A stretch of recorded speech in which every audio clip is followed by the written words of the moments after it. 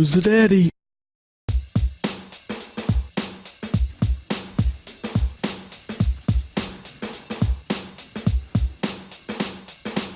Easy guys, Dom here from Cringy Dad Gaming, so welcome to Combat Tips 101 for Immortal Unchained. If you are new to the game or just struggling a bit, then this video might help. First thing I'm going to take a look at is weapons. There's a decent amount of weapons within this game, ranging from sniper rifles, shotguns and assault rifles to name a few.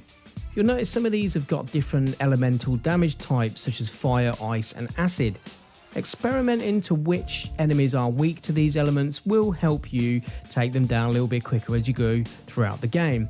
But another important thing you're going to want to take a look at is actually upgrading the weapons. Now you'll collect components and materials throughout the game which will allow you to upgrade, and this also will increase the damage output of said weapon.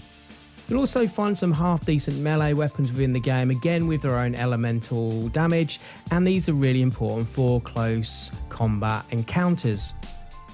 Some weapons will require certain attributes to be upgraded before you can use them, so you may want to farm an earlier level where it's a little bit easier just to be able to upgrade some of these. Another important thing that you're going to use as well is aspects. These act almost like perks, and you will unlock up to a maximum of 3 once you play throughout the game. I've chosen ones that increase things like my movement speed, my reload speed and also my dodge abilities, because I found that these are the things that really helped me when I was getting stuck in some sticky situations. Being able to reload a little bit quicker or move quicker really is a big thing in this type of game.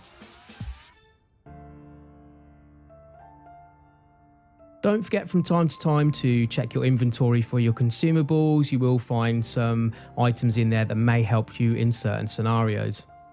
So next we're going to take a look at enemy selection. Choosing the right enemy to attack first can make a massive difference in this game. Notice how the guy there at the beginning I sniped first, and that's because he had this heavy rocket launcher that does a lot of damage. The slow guy with the shield we can take out relatively easy once we know his moveset, and most enemies will have this weak spot on their back which you can really exploit if you've got a chance to get round behind them. We've swapped over now to the shotgun because as we come around this side area here, there is some enemies that are going to just literally walk straight up to us, and we can blast them using the shotgun which will keep them at bay. But also, before we just run in gung-ho, actually surveying the area makes a massive difference to the overall outcome of this particular battle. We've got 2 guys up on the cliff with heavy cannons that fire these explosive fire rounds. They're very nasty.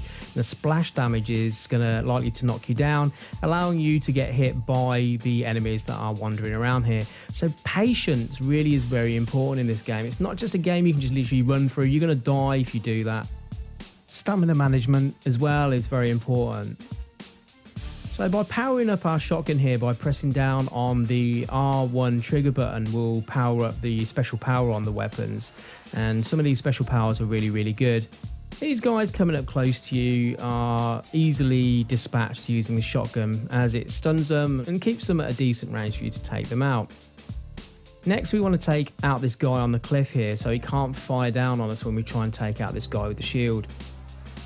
Doing a headshot on these is a weak spot, not just the element on their back, so that will also help do increased damage. Notice here, not only do we have the guy with the shield, we also have one of those other guys with the knives on his hands. So while this guy is shooting at us with the power from his shield, we can take out that other guy. Again, choosing the right enemy in the right time to attack, very important. We can just dodge and get an angle on this guy's weak spot. There's not really much point trying to shoot him from the front because he has got a shield there. It's just best to be patient and time your attack right with some of these guys.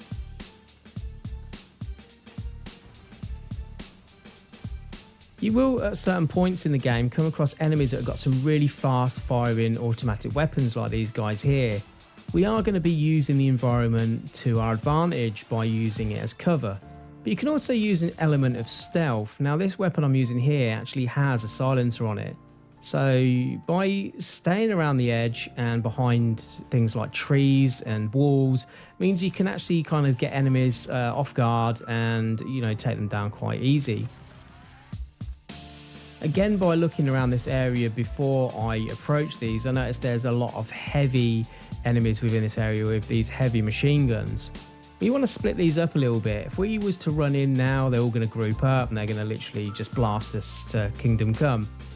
We're going to wait for this guy to get a little bit closer, and what we want to do is try and get some headshots on him. Now, potentially I could get around the back of him and try and shoot him in his back, but that will need me to get up really close to him, and you tend to find that by doing that, you're going to alert the other enemies, and before you know it, you're getting shot from behind. We can just literally just peek out the side of the tree here and just give him a headshot. Another thing about these heavy guys as well is if you can dodge their bullets for long enough, they do eventually need to reload. That reload then gives you also a window of opportunity. So areas like this are usually filled with quite a lot of bad guys, and a lot of them will spawn in when you're not really expecting it. So again, just kind of being a little bit more cautious with the way you present yourself within these areas. Like here, just using the cracks in the wall to be able to see who's maybe through the other side. You could potentially take a few shots through that gap to entice enemies through.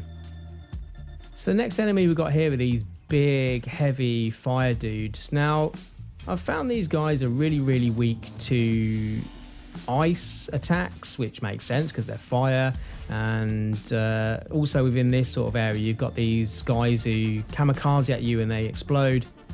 Those guys are really easy to dispatch. You just got to wait for them to get close, and as soon as you see that they're diving, just run and roll to give yourself enough space. You find this a lot within this game, a lot of enemies in groups, and I just tend to try and split them up. It's the easiest way to dispatch them, unless you've got like, you know, really high powered weaponry that can just cut through these guys. This is going to be the easiest way to survive. Now I've got some nice frost maces here that are leveled up quite high. They're not maximum yet, but they're a decent level. They do actually knock these guys down, which makes it a little bit easier to take them out.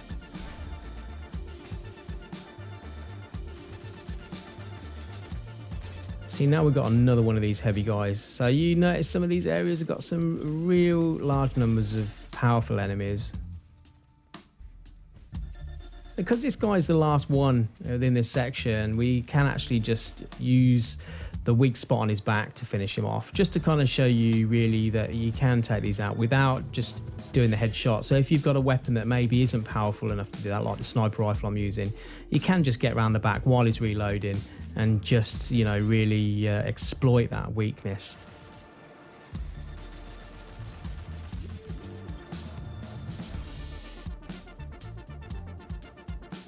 So one last thing before we finish the video, don't forget that later on in the game you will be given the option to be able to unlock fast travel, and when you get to the obelisk, if you don't actually click on it and pay to actually unlock it, you won't be able to use it as a fast travel point. But there you go, notice we've unlocked some fast travel points. This makes farming and just general exploration a lot easier. So if you guys have taken any tips from this video at all, don't forget to like, comment and subscribe, and I'll catch you guys on another video. Thanks for watching. Who's the daddy?